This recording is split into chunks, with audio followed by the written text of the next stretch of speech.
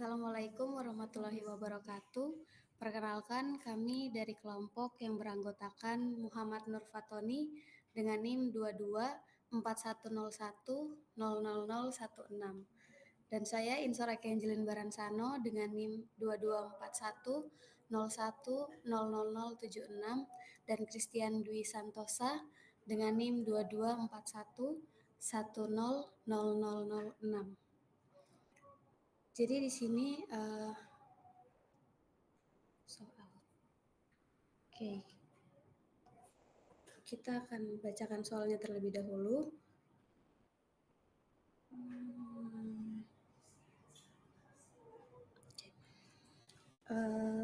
Yang pertama yaitu analisis modul UDU online gratis, di mana setiap kelompok memilih beberapa modul yang tersedia di UDU online gratis. Setelah itu, setiap kelompok menganalisis fungsi utama dari setiap modul, bagaimana modul tersebut mencerminkan fungsi-fungsi ERP, bagaimana modul-modul tersebut dapat dihubungkan dengan konsep arsitektur ERP, dan interaksi antar modul yang dipilih. Yang kedua, perbandingan arsitektur ERP dan UDU, yaitu setiap kelompok membuat perbandingan antara konsep arsitektur ERP secara umum dan arsitektur UDU dengan fokus pada modul-modul yang tersedia di UDU online gratis. Kemudian membuat diagram atau peta konsep yang menggambarkan perbandingan tersebut. Sebelumnya,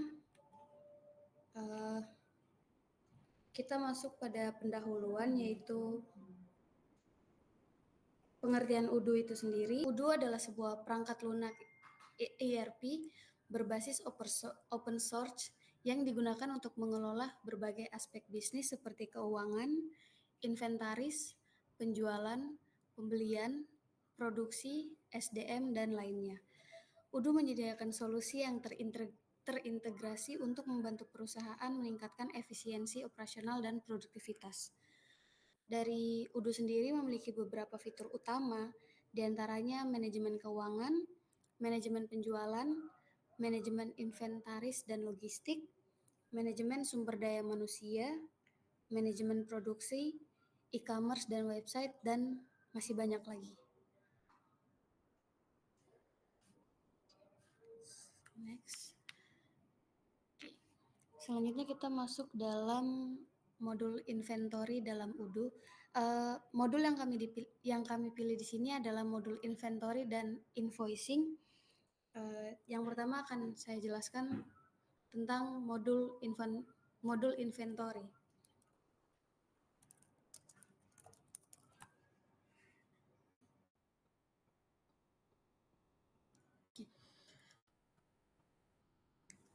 Untuk modul inventory ini sendiri di UDU digunakan untuk mengelola stok barang, pergudangan, dan alur logistik. Modul ini memungkinkan pengguna untuk melakukan pelacakan produk, mengatur perpindahan barang, serta mengoptimalkan manajemen inventaris agar lebih efisien. Fitur utama dari modul ini antara lain manajemen stok dan gudang, di mana dia mengelola multi gudang dan lokasi penyimpanan, melacak jumlah stok secara real time, dan yang kedua perpindahan barang, di mana penerimaan barang dari pemasok, pengiriman barang kepada pelanggan, transfer antar gudang atau lokasi penyimpanan. Yang ketiga, reordering, yaitu menentukan minimum stok untuk otomatis melakukan pembelian atau pemindahan stok, dan memastikan agar barang tidak kehabisan stok. Yang keempat ada multi lokasi dan multi gudang, mengelola stok dari beberapa gudang atau lokasi penyimpanan dalam satu sistem. Oke, kita lanjut. Selanjutnya itu modul inventory dalam konsep ERP. Dalam sistem ERP, modul inventory berfungsi sebagai pusat pengelolaan stok barang dan logistik yang terintegrasi dengan berbagai departemen seperti pembelian, penjualan, produksi, dan akuntansi. Tujuannya adalah untuk memastikan arus barang berjalan optimal, menghindari kehabisan stok atau kelebihan stok, serta meningkatkan efisiensi operasional. Peran modul inventory sendiri di dalam ERP yaitu untuk sebagai manajemen persediaan, di mana dapat mengelola stok barang di berbagai gudang atau lokasi penyimpanan, optimasi alur barang, memastikan barang masuk dan keluar sesuai kebutuhan, pelacakan produk, menggunakan nomor lot atau serial number untuk memantau barang, integrasi antar modul, yaitu bekerja sama dengan modul lain untuk kelancaran proses bisnis, dan analisis dan pelaporan.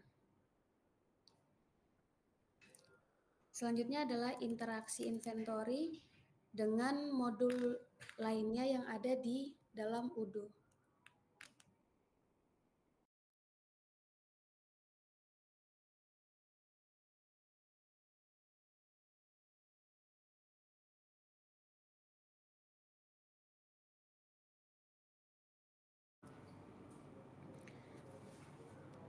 Modul saya lanjut. Modul yang dapat berinteraksi atau yang paling ini dengan inventory antara lain purchase atau pembelian, di mana interaksi yang berjalan yaitu stok bertambah saat barang diterima dari pemasok. Kemudian ada sales atau penjualan, yaitu stok berkurang saat ada transaksi penjualan. Lalu manufacturing atau produksi, yaitu mengelola bahan baku dan produk jadi. Accounting atau akuntansi, yaitu mencatat nilai persediaan dan biaya gudang. Dan masih ada beberapa lagi modul yang dapat berinteraksi dengan inventory, antara lain warehouse management, e-commerce, CRM atau customer relationship management, dan point of sales.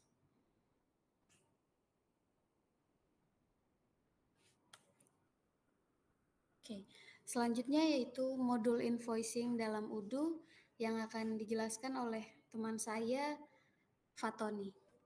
Oke, untuk yang bagian modul invoicing dalam UDO ini tetap ada fungsi utamanya ya, itu berupa ada di sini kita mendiskusikan atau analisis ada 5 poin utama, yaitu ada penerbitan faktur, pengaturan pembayaran, pencatatan pembayaran, laporan keuangan, dan integrasi dengan modul akuntansi. Seperti yang dijelaskan di presentasi, untuk yang penerbitan faktur itu dokumen bisa dikelola, dokumen penjualan dan pengadaan itu dikelola secara langsung, secara real time bisa, atau dengan beberapa kemungkinan ya akan menunggu beberapa proses lagi ya, disesuaikan dengan yang kita lakukan. Untuk pengaturan pembayaran itu nanti terdapat ada notifikasi secara otomatis bagi untuk faktur yang belum dilunasi, seperti ya mungkin produk yang belum dilunasi, pembayaran belum dilunasi, atau tentang yang belum pembayaran sebenarnya udah ada jatuh temponya juga itu, tapi bakal belum dibayar oleh pengguna atau pembeli, itu bakal ada notifikasinya. Ada juga pembayaran itu nanti juga ada juga data atau enggak data yang menampilkan sebuah pembayaran sebuah produk yang telah dibeli atau telah diminta. Ada laporan keuangan juga, itu laporan keuangan ya cara simpelnya ya melampirkan keuangan yang terjadi selama beberapa bulan sampai beberapa tahun ke depan untuk nanti dicatat. Ada juga integrasi dalam modul akuntansi, yaitu pencatatan secara otomatis. Selanjutnya ada modul invoicing dalam konteks ERP. Di sini ada 3, yaitu otomatisasi proses, integrasi data, dan pelaporan keuangan. Untuk yang otomatisasi proses itu dihasilkan secara otomatis saat terjadinya transaksi. Jadinya saat transaksi itu udah ada ada yang udah dihasilkan dari proses tersebut. Jadinya kan ada, kita mau melakukan apa pembayaran, itu pembayaran, semua data pembayaran otomatis akan dilakukan. Ada integrasi data ya, seperti yang kita tahu, semua data akan digabungkan dan akan menjadi dengan akuntansi, notasi, dan pengiriman nanti dicatatkan. Ada juga laporan keuangan untuk mempermudah analisis. Oke, selanjutnya. Terus terjadinya interaksi dengan modul lain, yaitu ada 4: penjualan, akuntansi, inventaris, dan pembelian. Untuk penjualan yaitu ya eh, otomatis diterima oleh pemesan atau pembeli. Ada juga untuk yang akuntansi, catatan pencatatan otomatis dari semua kegiatan pembelian maupun penjualan yang telah dilakukan. Terus ada juga inventaris yaitu untuk mengetahui stok barang yang ada di gudang, apakah ada tersedia atau tidak. Itu dapat mempengaruhi juga dan untuk pembelian dan penjualan. Terus ada pembelian ya, seperti yang kita tahu, adanya transaksi pengadaan. Oke, lanjut.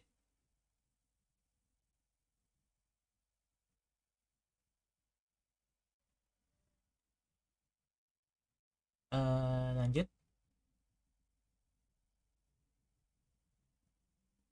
Oke, di sini ada itunya, perbandingan arsitektur ERP dan Udo ya. Di sini ada aspeknya ada 5, yaitu ada modularitas, user interface atau UI, ada interaksi antar modul, ada basis data terpusat, dan penggunaan data skalabilitas.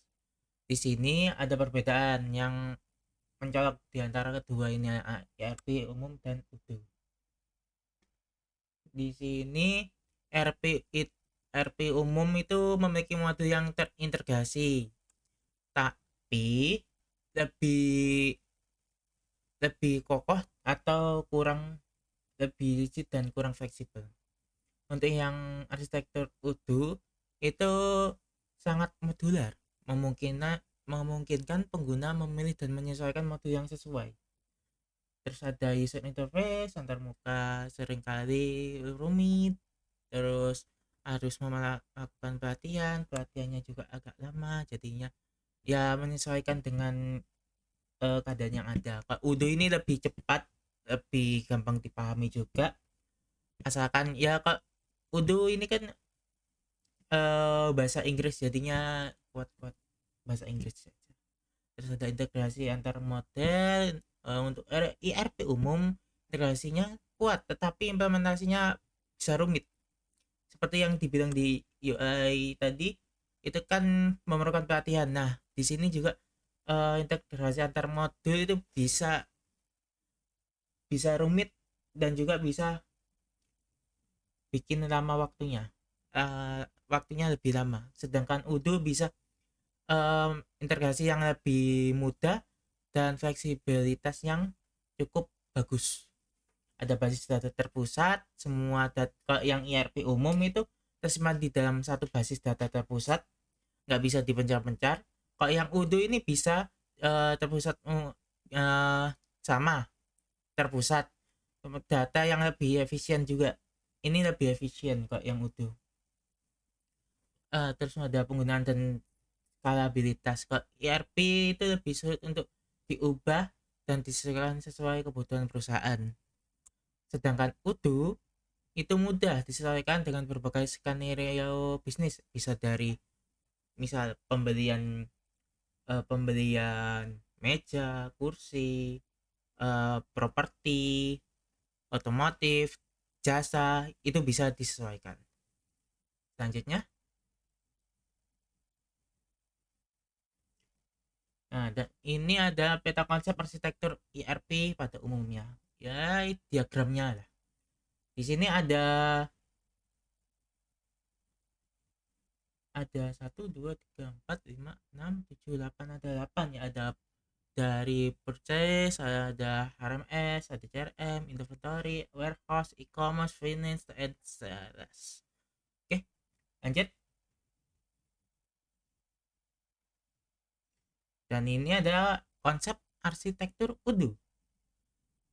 Ya tidak beda jauh sama yang tadi, tapi ya hampir-hampir sama. Di sini ada warehouse, human resource, manufacturing, purchase, marketing, sales, website, and accounting. Harusnya itu antar muka pengguna lebih intuitif, modern, dan mudah diakses. Maafkan kesalahan tadi, belum saya ubah. Dan data disimpan dalam satu basis data yang terintegrasi satu dengan antara yang lain. Oke, lanjut. Nah, di sini ada penjelasan dari apa itu warehouse, accounting, website, sales, human resource, manufacturing, purchase, dan marketing. Jadi kesimpulannya yaitu mode inventaris dan penagihan dalam Odoo itu saling terhubung, mencerminkan nilai ERP atau kontemporer, serta Odoo itu menawarkan tingkat fleksibilitas dan penyelesaian yang lebih tinggi jika dibandingkan dengan sistem ERP konvensional. Dengan menerapkan Odoo ini diharapkan dapat meningkatkan kerja yang lebih baik, dapat meningkatkan melalui otomatisasi, bisa juga integrasi data secara langsung. Oke, sekian, terima kasih semua. Maaf atas kekurangan dari kelompok kita, dari penyampaian, dari data, dan lain-lain. Assalamualaikum warahmatullahi wabarakatuh.